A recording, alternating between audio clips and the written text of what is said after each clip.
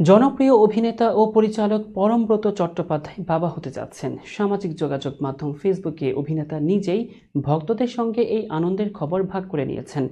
পরমব্রত ও তার স্ত্রী প্রিয়া চক্রবর্তী একসঙ্গে কয়েকটি ছবি পোস্ট করে জানিয়েছেন তাদের পরিবারে নতুন সদস্য আসতে চলেছে। বিস্তারিত শাহিদা আহমেদ জান্নাতীর ডেস্ক রিপোর্টে।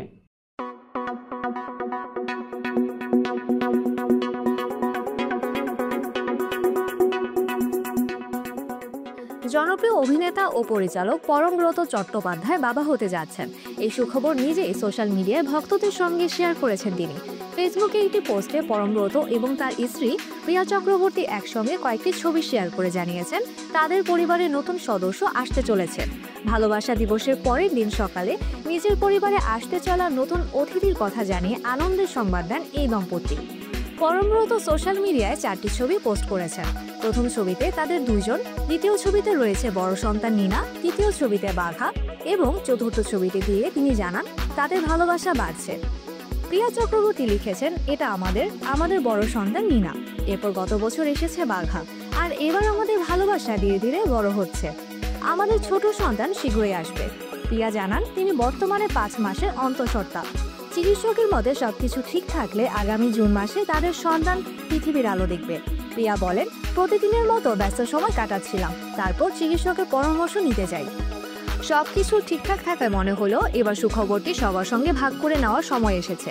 এদিকে পরমব্রত তার সোশ্যাল মিডিয়ায় লেখেন, প্রেম দিবসের পার্টি করতে আমাদের দেরি হলো, কারণ আমরা কিছু গুরুত্বপূর্ণ বিষয় নিয়ে ব্যস্ত ছিলাম। প্রথম আমরা নিজেরা, দ্বিতীয় আমাদের বড় সন্তান নীনা, তৃতীয় বাঘা, আর চতুর্থ আমাদের ভালোবাসার অংশ ক্রমশই বড় হচ্ছে।